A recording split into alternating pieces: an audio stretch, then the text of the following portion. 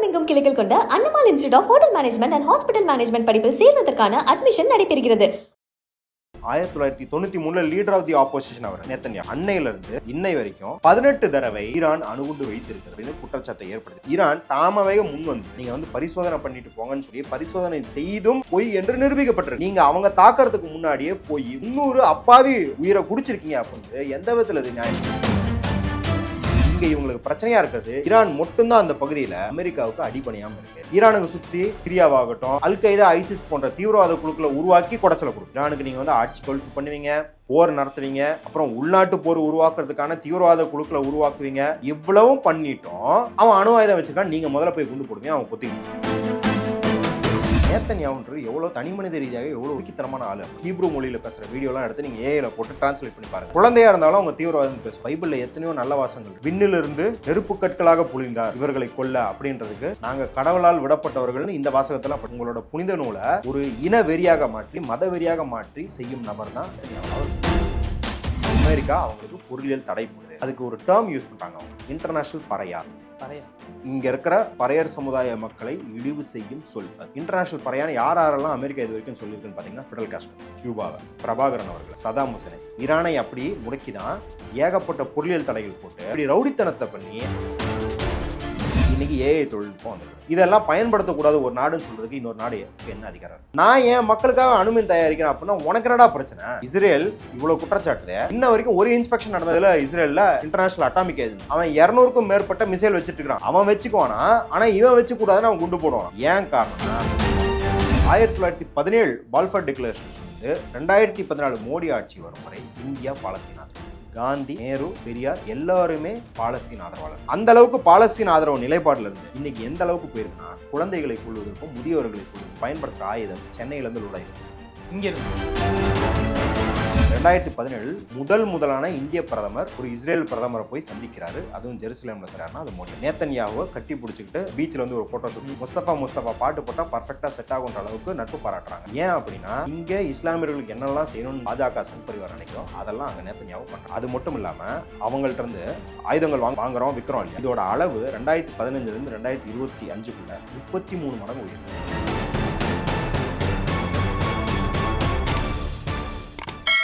Singanallur KSG college of arts and science, JK college of nursing and paramedicals இப்பொழுது admissions துவங்கியுள்ளது. UG, PG மற்றும் PhD கோர்ஸ்கள் உள்ளது. BSc nursing 4 years course. No donation, no capitation. KSG college of arts and science, ESI, Singanallur, Coimbatore. ஆரோட்ஸ் நேயர்களுக்கு வணக்கம். இன்னைக்கு நம்மளோட நேர்காணல் அறிஞ்சிருக்கிறது திரு மாத்தூர் சத்யா அவர்கள் தான். வணக்கம் சார். வணக்கம்.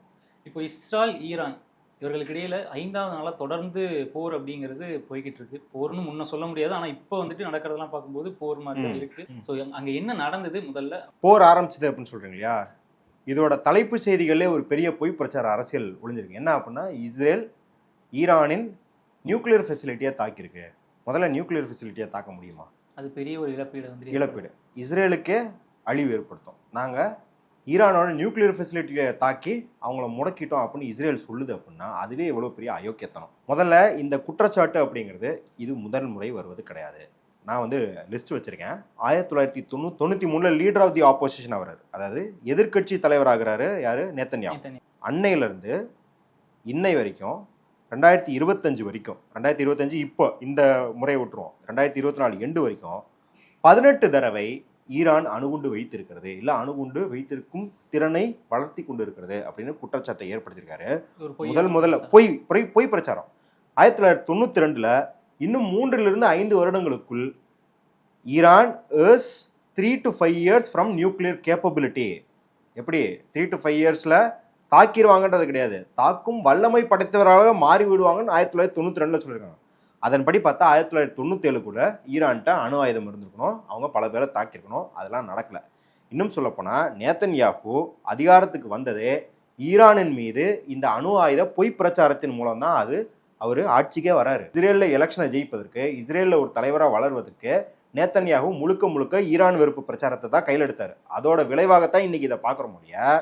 இதில் எந்த அளவுக்கு உண்மைத்தன்மை இருக்குது அப்படின்னு மக்கள் புரிஞ்சுக்கணும்னா 18 தடவை சொன்னான்னு சொல்கிறோம் இல்லையா, இது எல்லா டைமும் எவிடன்ஸ் அப்படின்ற பேர்ல நம்பளத்தகும் விதத்துல ஆவணங்களை வந்து சமர்ப்பிப்பாங்க. அது நீங்க பாத்தீங்கன்னா இந்த யூடியூப் சேனல்ல வந்து இந்த 3 ரவுண்டு போடுவாங்க, டாட் போட்டு அம்புக்குறி, இப்பெல்லாம் மக்கள் சுதாரிச்சுக்கிட்டாங்க. டேய் இப்படி போட்டாலே உள்ள போனா கான்ஸ்பிரசி தியரி பேசிக்கிட்டு இருப்பான்டா, வாய்க்கு வந்தாலும் அடிச்சு விடுவான்டா அப்படின்னு. ஆனா அதை முதல்ல துவங்கி வச்சது இஸ்ரேல் தான். ஏன்னா தொடர்ந்து ஈரான்ல பாருங்க சேட்டலைட் இமேஜ் எடுத்துட்டு இங்கெங்கெல்லாம் அணுக்கிடங்குகள் இருக்கு, நியூக்ளியர் ஃபெசிலிட்டி இருக்கு அப்படின்னு ஏகப்பட்ட வதந்தியா அடிச்சு விட்டுட்டே இருந்துச்சு. ஒவ்வொரு முறையும் அது வந்து தவறு நிரூபிக்கப்பட்டிருக்குங்க. எந்த அளவுக்கு அவலம் அப்படின்னா, நீங்க யோசிச்சு பாருங்க, இந்திய நாடு ஒரு இறையாண்மை பொருந்திய நாடு.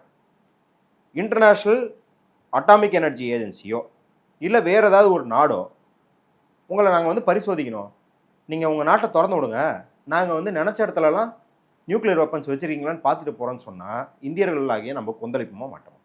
ஏன்டா என் நாடு, இந்த வடிவல் ஒரு ஜோக்கில் சொல்லுவார், நீ ஊருக்கு பெரிய ரவுடியாக இருக்கலாம் அப்படின்றதுக்காக நிறுத்தி உன் வீடு எங்கே, உன் வீட்டுக்குள்ளே இருக்கிற சாமன் செட்டில் எங்கே எடுத்து வெளியே போடு அப்படின்னா எந்த விதத்தில் நியாயம் கேட்பார். வடிவல் டீ கொடுத்துட்டே கேட்பார். அது மாதிரி பண்ணிக்கிட்டு இருந்தா எந்த ஒரு இறையாண்மை பொருந்திய நாடுக்கும் அது உரிமை மீறல் தானே.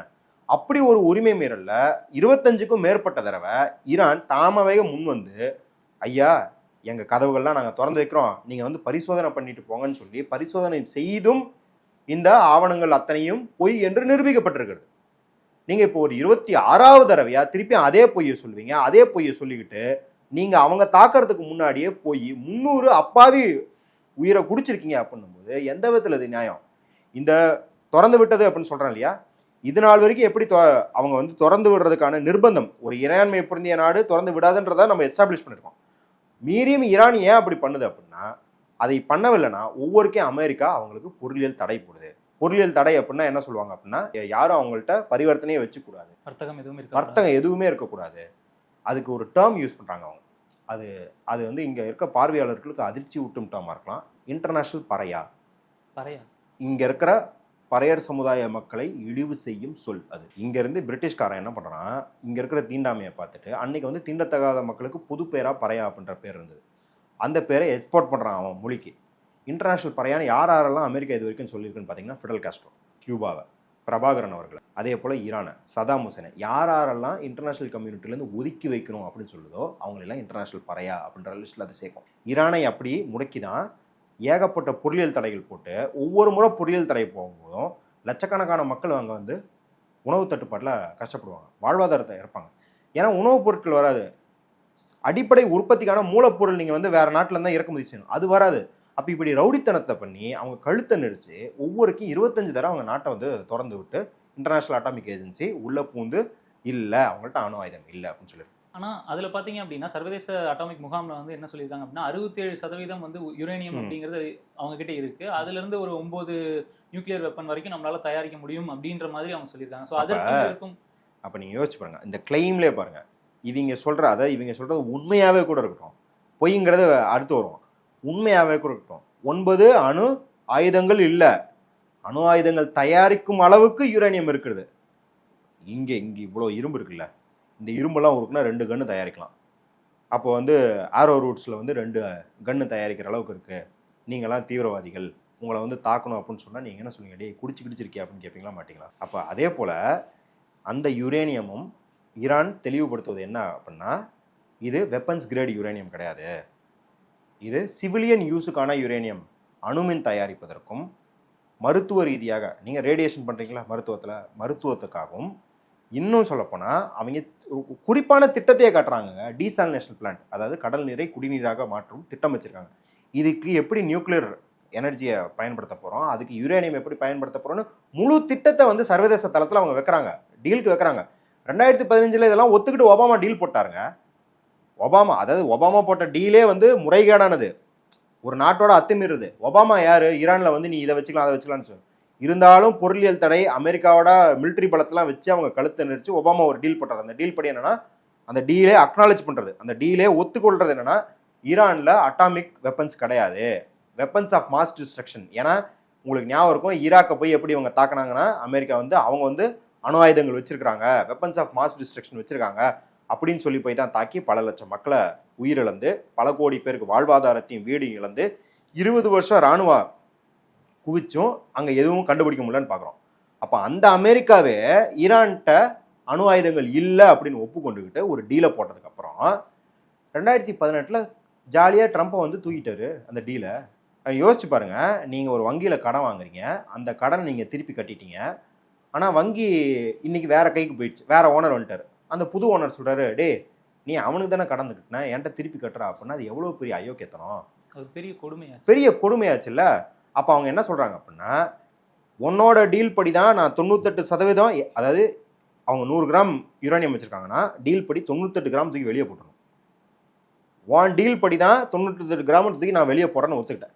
நீ டீல் இல்லை அப்படின்னா நான் ஏன் தூக்கி போடணும்? நம்மளே வச்சுக்கலாம். நான் வச்சுக்கிறேன்.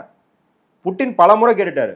புட்டின் வந்து இன்னும் நேற்று கூட சொல்லியிருக்காரு, நான் வேணா எக்ஸஸ் யுரேனியம் வாங்கி வச்சுக்கிறேன், ஈரான்கிட்ட ஈரான் பாதுகாப்பாக இருக்குது அப்படின்றத நான் என்ஷூர் பண்ணுறேங்கிறாரு. அதற்கும் அமெரிக்கா ஒத்து வரதில்லை, இஸ்ரேலும் ஒத்து வரதில்லை.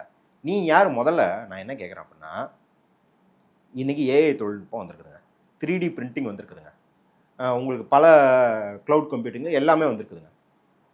இதெல்லாம் பயன்படுத்தக்கூடாது ஒரு நாடுன்னு சொல்றதுக்கு இன்னொரு நாடு என்ன அதிகாரம்? ஏன்னா இது ஒரு புது டெக்னாலஜி. அப்போ அதே மாதிரி தானே யுரேனியமும் அணுமின் தயாரிப்பும் அதே மாதிரி தானே. நான் என் மக்களுக்காக அணுமின் தயாரிக்கிறேன் அப்படின்னா உனக்கு என்னடா பிரச்சனை? நீ வந்து நான் 67% வச்சிருந்தேன் என்ன, 90% வச்சிருந்தா உனக்கு என்ன?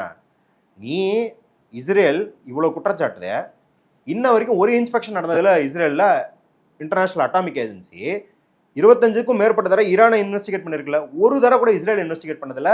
அவன் 200க்கும் மேற்பட்ட மிசைல் வச்சுட்டு இருக்கான், அணு ஆயுதங்களை வச்சுக்கிட்டு இருக்கான் இஸ்ரேல். அவன் வச்சுக்குவானா, ஆனால் இவன் வச்சுக்கூடாதுன்னு அவன் குண்டு போடுவானா. ஏன் காரணம்னா இது அணு ஆயுதங்களை பற்றியது கிடையாது, இது அழிக்கும் திறன்களை பற்றியது கிடையாது. நான் முன்னே சொன்ன மாதிரி ஒரு நாட்டின் இறையாண்மையை பொறுத்தது. இன்னைக்கு இந்தியாவிட்ட அப்படி வாலாட்ட முடியாது, பாகிஸ்தான்ட்ட அந்த மாதிரி வாலாட்ட முடியாது. இத்தனைக்கும் பாகிஸ்தான்ங்கிறது வந்து அமெரிக்காவை நம்பியே அண்டி பிழைக்கிற நாட்டை கூட அமெரிக்கா வந்து நினைச்ச போக்கில் பாகிஸ்தானை வந்து வழிக்கிழுக்க முடியாது. ஏன்னா எங்கள்கிட்டலாம் அட்டாமிக் எனர்ஜி இருக்குது, அட்டாமிக் வெப்பன்ஸ், நியூக்ளியர் வெப்பன்ஸ் இருக்கு. நார்த் கொரியா உலகத்திலேருந்து முற்றிலும் துண்டிக்கப்பட்ட நாட்டாக இருக்கும், அமெரிக்கா அவங்களை தாக்க மாட்டேங்குது. ஏன்னா அவங்கள்ட்ட அணு ஆயுதம் இருக்கு. அப்போ ஈரான்ட்ட அணு ஆயுதம் இருக்குது அப்படின்றது அது அணு ஆயுதம் அழிக்கும் திறன்றது கிடையாது. அது இன்னைக்கான உலகத்துல இறையாண்மைக்கு ஒரு குறியீடாக இருக்கு. ஏன்னா அது யார் தள்ளினது? யாரு வந்து அணுகுண்டு போட்டது? அமெரிக்கா தானே முதல்ல போட்டிருக்கு. அமெரிக்கா ஜப்பான்ல போட்டவன் தான் சோவியத் வந்து அணு ஆயுதத்தை தற்காப்புக்காக உருவாக்கிது. அமெரிக்காவும் சோவியத்தும் உருவாக்கிச்சதுனால தான் இந்தியா பாகிஸ்தான்லாம் அவங்கவுங்க தற்காப்புக்கு. ஏன்னா இப்பதான் நம்ம விடுதலை பட்டிருக்கோம், திருப்பி நம்ம விடுதலை இவனுக்கு அணு ஆயுதத்தை வச்சு மிரட்டி பறிச்சிடக்கூடாதுன்னு தான் நம்ம அவசரமா அணு ஆயுதத்தை தயாரிச்சு வச்சுக்கிறோம். 98ல் பொக்ரான் வரைக்கும் டெஸ்ட் பண்றதுக்கு காரணம் அதுதான், நம்மளோட இறையாண்மையை பாதுகாத்துறோம் தான் டெஸ்ட் பண்றோம் இல்லையா.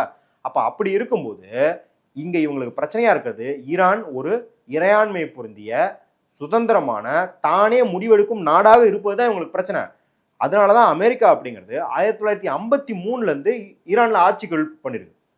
53ல மொஸ்டாக் ஆட்சியை கவுத்தது நாங்க தான் அப்படின்னு இன்னைக்கும் சிஐஏ ஆவணத்தில் இருக்கு. அதாவது வெளியே இருக்கிறவங்க குற்றச்சாட்டு, வெளியே இருக்கிறவங்க கான்ஸ்பிரசி தியரி பேசுறது கிடையாது. பில் கிளின்டன் ரெஜிம் அப்போ அமெரிக்க அதிபர், 90களில் அமெரிக்க அதிபராக இருந்தவர் பில் கிளின்டன் ஆவணங்களை வெளியிடுறாரு. அந்த ஆவணத்தில் என்ன சொல்றதுன்னா தெளிவாக 1953ல் சிஐஏ தான் ஈரானில் புந்து ஆட்சியை கழுத்துருக்கு. ஆட்சியை கழுத்துட்டு அங்கே ஒரு 30 வருஷம் ஷா அரசாங்கத்தை வச்சிருக்கு. ஷா அரசாங்கம் அப்படிங்கிறது வந்து அவங்களோட பொம்மை அரசாங்கம். நேராக அமெரிக்கா தான் ஆட்சி பண்ணும், ஆனால் பேருக்கு ஈரான்காரன் ஒருத்தர் இருப்பான். அவன் அதுக்கப்புறம் நீங்க யோசிச்சு பாருங்க, அவன் அதுக்கப்புறம் மக்களே விரட்டி அடிக்கிறாங்க. விரட்டி அடிச்சா நேரம் எங்க போறான்? அமெரிக்கால போய் ஒண்டிக்கிறான். அதுக்கப்புறம் இருக்கிற ஆட்சியும் சரி ஆட்சி கழுத்த முடியல, வெளியில இருந்தா இவங்களுக்கு ப்ரெஷர் கொடுக்கணும் அப்படின்னு சொல்லி என்ன பண்றாங்க, சதாம் ஹுசேன் வளர்த்தி விடுறாங்க. சதாம் ஹுசேனை வளர்த்தி 8 வருஷம் ஈரான் மேல போர், ஈரான் ஈராக் போர். 8 வருஷத்துல ஈராக்ல 10 லட்சம் மக்கள், ஈரான்ல 10 லட்சம் மக்கள் உயிரிழக்கிறாங்க. அதுவும் முடிஞ்சு போச்சா? ஏன்னா சதாம் ஹுசேனும் வலிக்கு வரல, வளர்த்த கடா மாறல பாஞ்சுன்ற மாதிரி சதாம் ஹுசேனை இவங்களை திருப்பி அடிக்க ஆரம்பிச்சிட்டான். சதாம் ஹுசேனும் கொண்டாச்சு. இப்போ என்ன பண்றாங்க, ஈரானுக்கு சுத்தி அது வந்து சிரியாவாகட்டும் இல்ல வேற சில நாடுகள் ஆகட்டும் அல் கைதா ஐசிஸ் போன்ற தீவிரவாத குழுக்களை உருவாக்கி குடைச்சலை கொடுக்குறது. யமன்ல குண்டு போட்டு உங்களுக்கு வந்து ஈரானுக்கு தாக்கத்தை ஏற்படுத்துவதற்கான எல்லா வேலையும் பார்க்குது. சவுதியை வச்சு ஈரானை வந்து மட்டுப்படுத்துது. ஏன்னா சவுதிக்கும் ஈரானுக்கும் அங்கே ஒரு ரைவல் இருக்கு. ஒன்று எண்ணெய் உற்பத்தியில 2 பேரும் வந்து போட்டியாளர்கள் ஒன்று, இன்னொன்று வந்து இவங்க வந்து சுன்னி ஆதிக்கம் இருக்கவங்க, அவங்க வந்து ஷியா ஆதிக்கம் இருக்கவங்க அப்படின்றதுனால அந்த போட்டியும் இருக்கு. அப்படின்றத பயன்படுத்திக்கிட்டு அமெரிக்காவும் சவுதியும் எவ்வளவு நட்புறவுல இருக்குன்னு தெரியும்.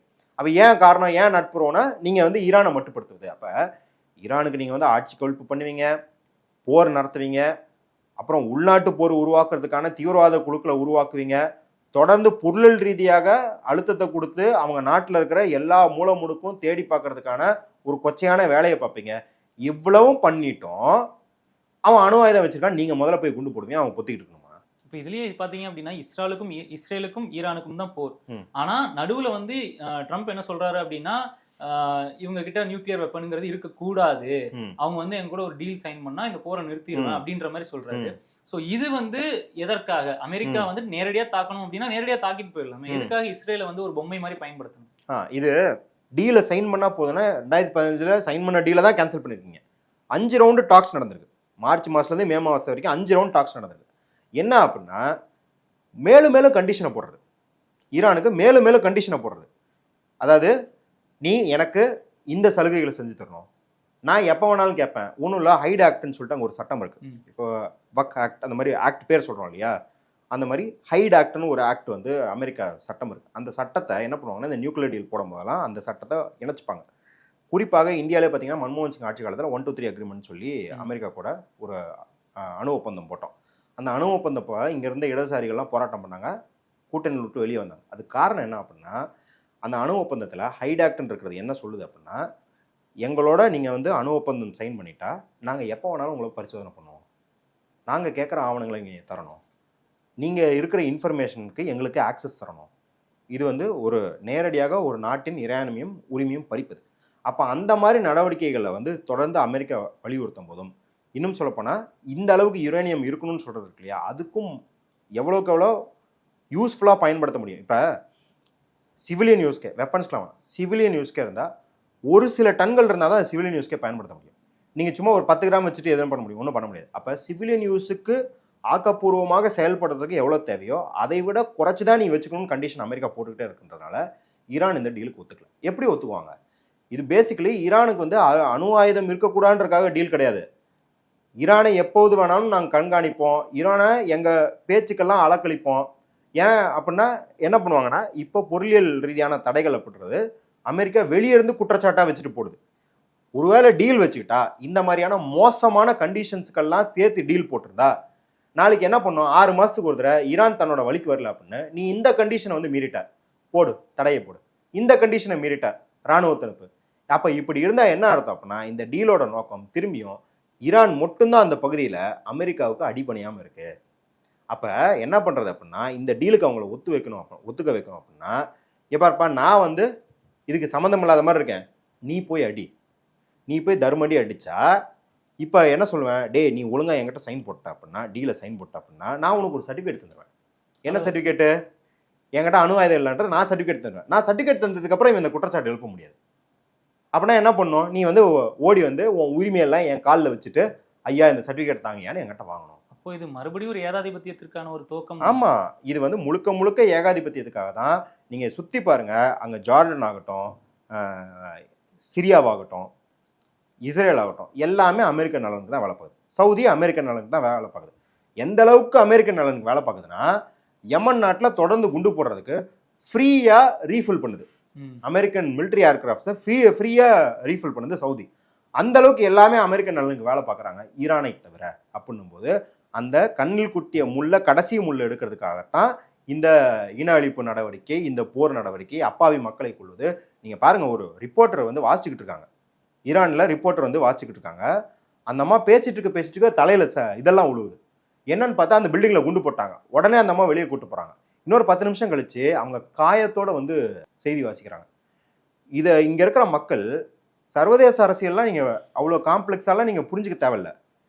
நீங்க யோசிச்சு பாருங்க, நம்ம ஊர்ல இருக்கிற ஒரு ஆங்கர், ஒரு பிரபலமான ஆங்கர், ஒரு வட இந்தியாவில் அர்ணாப் கோஸ்வாமி, நம்ம ஊர்ல ரங்கராஜ் பாண்டே, யாரோ ஒருத்தர் செய்தியில் உட்காந்து பேசிட்டு இருக்கும்போது அடிபட்டு திருப்பி அந்த ரத்தத்துல பேசினா உங்க உள்ளம் எப்படி பதப்பதைக்கும்?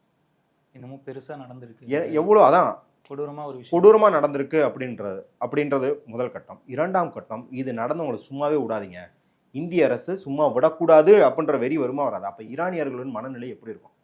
இஸ்ரேல் மீது திருப்பி தாக்குதல் நடத்துங்க, இதுக்கு பதிலடி கொடுக்கணும்னு ஈரான் மக்கள் நினைக்கிறது தப்பு கிடையாது, அதுதான் இயல்பு. ஆனா அதையும் கூட இந்தியர்கள் புரிஞ்சுக்காத வண்ணம் இன்னைக்கு நம்ம இதில் குறிப்பா ஹைலைட் பண்ண வேண்டியது என்ன அப்படின்னா, யூகே, பிரான்ஸு, இவங்க எல்லாமே எப்பயுமே இஸ்ரேலுக்கு ஆதரவாக இருந்து வந்தவங்க. அவங்களே எடுக்காத அளவுக்கு கேவலமான நிலைப்பாடை இந்தியா இந்த போர்லையும் சரி இஸ்ரேல் விஷயத்திலும் சரி எடுத்துக்கொண்டிருக்கிறது. அப்படிதான் நம்ம பார்க்குறோம். என்ன நிலைப்பாடு சார்? ஈரான் விஷயத்தை விடுவோம், இஸ்ரேலை மட்டும் பார்ப்போம். இந்த இஸ்ரேல் பாலஸ்தீன் விஷயத்திலேயே 1917 பால்ஃபர் டிக்ளரேஷன் வந்து 2014 மோடி ஆட்சி வரும் வரை இந்தியா பாலஸ்தீன் ஆதரவு. காந்தி, நேரு, பெரியார் எல்லாருமே பாலஸ்தீன் ஆதரவாளர்கள். காந்தி சொல்றாரு, பிரான்ஸ் பிரெஞ்சு மக்களுக்கே சொந்தம், இங்கிலாந்து இங்கிலீஷ் மக்களுக்கே சொந்தம், அதே போல பாலஸ்தீன மக்களுக்கு தான் சொந்தம், அங்கு யூதர்களுக்கு என்ன வேலைன்னு காந்தி கேட்குறாரு. காந்தி இந்த மாதிரி காட்டமாக பேசுறதே அரிது அப்படின்னும் போது அப்படி ஒருத்தர் காட்டமாக பேசியிருக்காரு. பெரியார் சொல்லியிருக்காரு, பாலஸ்தீன மக்கள் அரேபிய திராவிடர்கள் இருக்காரு. அப்போ இந்த அளவுக்கு பாலஸ்தீன் ஆதரவாக இருந்தோம். இந்தியா சுதந்திரம் பெற்று நம்ம வெளியுறவுத்துறை கொள்கை அப்படின்றது முழுக்க முழுக்க பாலஸ்தீன் ஆதரவாக இருந்தது. இன்னும் சொல்லப்போனால் ஈரானுக்கும் ஆதரவாக தான் இருந்துச்சு. ஏன்னா அணிசேரா இயக்கம்னு எடுத்தார், நான் அலைன்மெண்ட் மூவ்மெண்ட்னு நேரு எடுத்தார். அதற்கு காரணம் என்ன? நீங்கள் மேற்கத்திய வல்லரசு நாடுகள் ஏகாதிபத்திய ஒடுக்குதல்கள்லேருந்து நம்மளாம் ஒரு அமைப்பாக சேர்ந்து அதை எதிர்ப்போம் அப்படிங்கிறது தான் ஈகிப்து, ஈரானு இது போன்ற மூன்றாம் உலக நாடுகளின் நலனுக்காக ஆரம்பிக்கப்பட்டதான் நேருவின் அணிசேரா இயக்கம். அப்போ இந்தியா ஈரானுக்கு பாலஸ்தீனுக்குலாம் ஆதரவாக தான் இருக்குது. முதல்ல உலகத்திலே முதல்ல பாலஸ்தீன் அப்படிங்கிறத ஒரு நாடாக அங்கீகரிச்சது, ஒரு தேசமாக அங்கீகரிச்சது இந்தியா. டெல்லியில் எம்பசி கொடுத்தது இந்தியா. யாசர் அராஃபத் தலைமையில் இருந்த PLOவை அங்கீகரிச்சது இந்தியா. நம்ம ஊரில் கலைஞர் கேட்டிருக்காங்க, எந்த 2 தலைவர்கள் நீங்கள் பார்க்க ஆசைப்படுறீங்கன்னா ஃபிடல் காஸ்ட்ரோ, யாசர் அராஃபத்னு சொன்னாங்க. இங்கே பல குழந்தைகளுக்கு பேர் யாசர் அராஃபத்னு வைப்பாங்க. பாலஸ்தீன மக்களின் தலைவருக்கு ஆதரவாக யாசர் அராஃபத்னு வைப்பாங்க. அப்போ அந்த அளவுக்கு பாலஸ்தீன் ஆதரவு நிலைப்பாட்டில் இருந்து இன்னைக்கு எந்த அளவுக்கு போயிருக்குன்னா, இன அழிப்புக்கு அவங்க பயன்படுத்துகிற ஆயுதம் சென்னையிலேருந்து லோடாகி போகுது. இங்கேருந்து அதானி நிறுவனம் இஸ்ரேலுக்கு ஹாஃபியா போர்ட், நான் முன்னாடியே சொல்லியிருக்கேன் இல்லையா, அதானி போர்ட் வந்து அங்கே ஒரு இருக்குது. அங்கேருந்து அல் ஜசீரா சில டாக்குமெண்ட்ஸ் எடுக்கிறாங்க. அந்த டாக்குமெண்ட்ஸில் இந்தியா சென்னையிலிருந்து ஆயுதங்கள் ஏற்றுமதி செய்யப்பட்டு அங்கே குழந்தைகளை கொள்வதற்கும் முதியவர்களை கொள்வதற்கும் பயன்படுத்தப்பட்டு, ஆக ஆயுதங்கள் சப்ளை அப்படிங்கிறது நம்ம இந்தியாவிலேருந்து போகுது.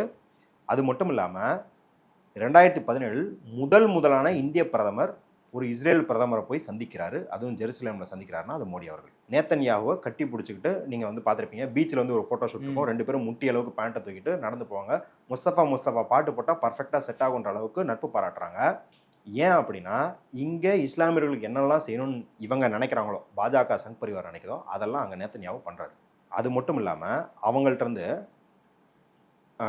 இராணுவ ஆயுதங்கள் வாங்குறோம் விற்கிறோம் இல்லையா, இதோட அளவு 2015 2025 33 மடங்கு உயர்ந்து. இப்போ வந்துட்டு இது லாபத்திற்காகவும் தொழில் ரீதியாக மட்டுமே வந்துட்டு இந்த சப்போர்ட் அப்படின்றது இருந்துகிட்டு இருக்கு.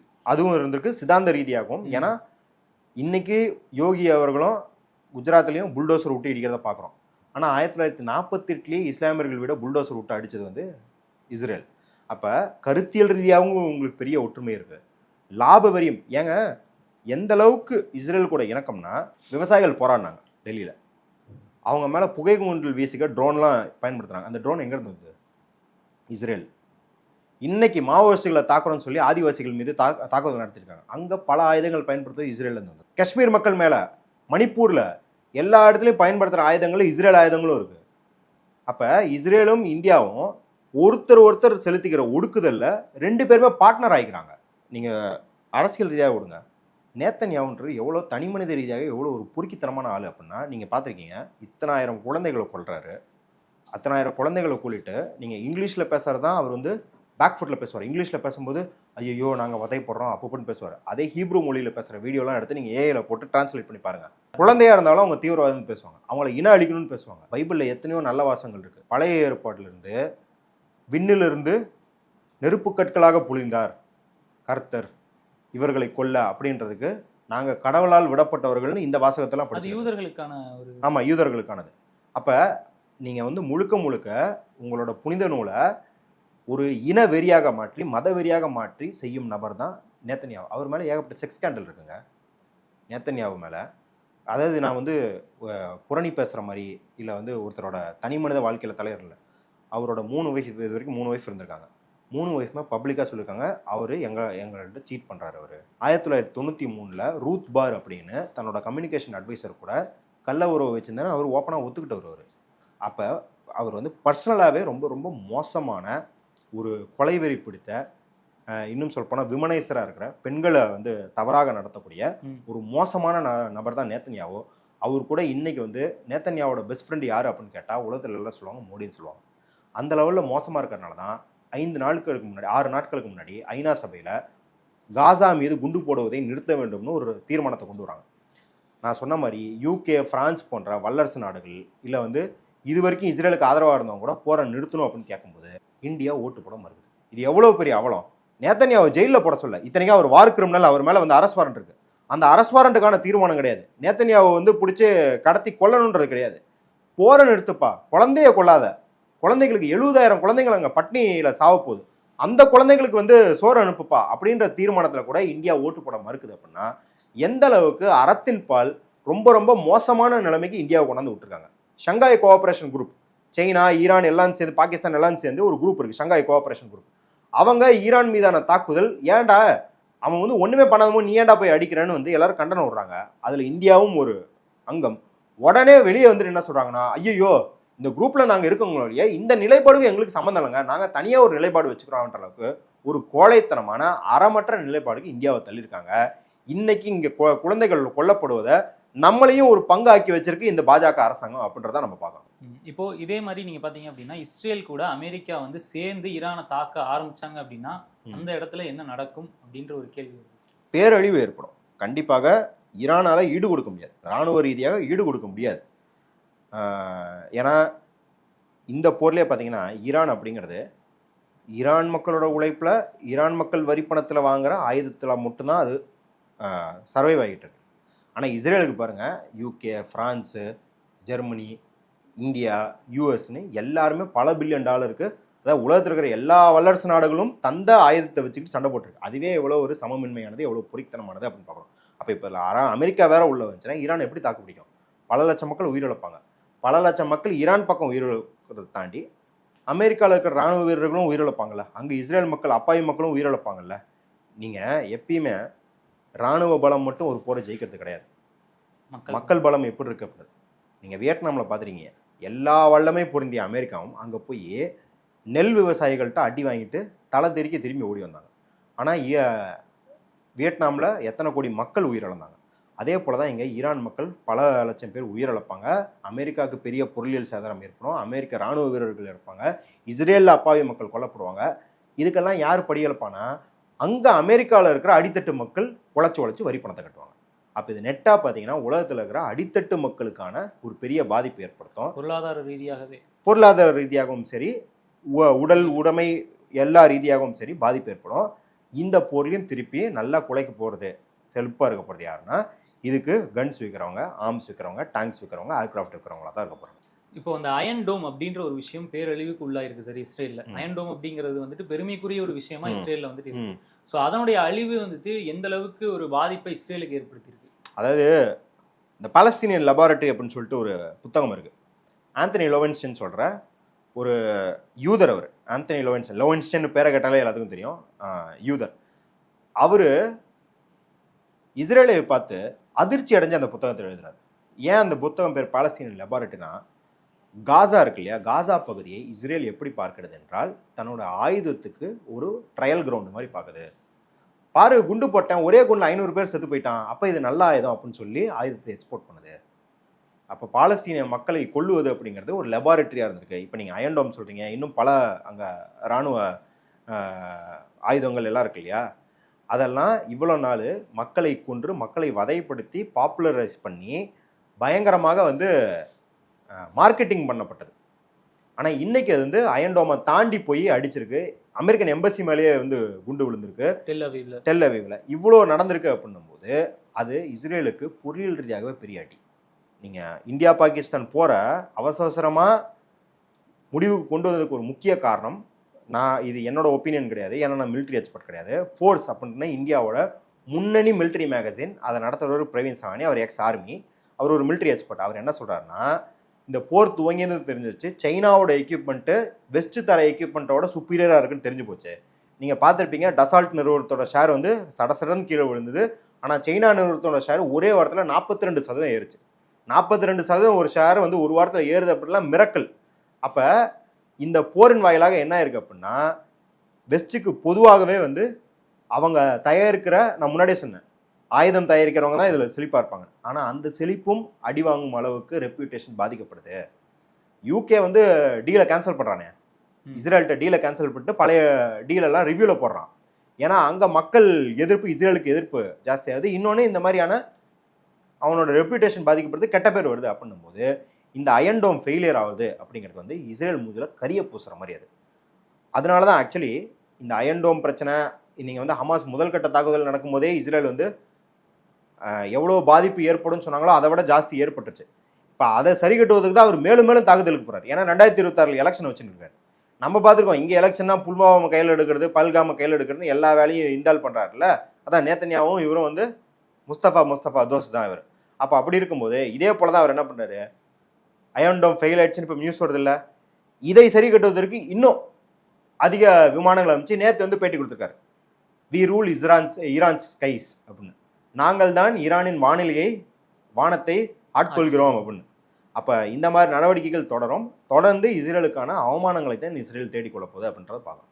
கூடிய சீக்கிரம் இந்த போர் அப்படிங்கிறது நிறைவு பெற்று ஈரான் மக்களுக்கான ஒரு நீதி அப்படின்றது வழங்கப்படும்ன்றது நம்புவோம். நன்றி சார். நன்றி. Singanallur KSG college of arts and சயின்ஸில் JK college of nursing and paramedicals இப்பொழுது அட்மிஷன்ஸ் துவங்கியுள்ளது. Single parent, merit and sports ஸ்காலர்ஷிப்ஸும் உண்டு. ஹாஸ்டல் ஃபெசிலிட்டியுடன் பஸ் வசதியும் உண்டு. KSG college of arts and science, ESI, Singanallur, Coimbatore. Tamilagam எங்கும் கிளைகள் கொண்ட Annamal institute of hotel management and hospital management படிப்பில் சேர்வதற்கான அட்மிஷன் நடைபெறுகிறது.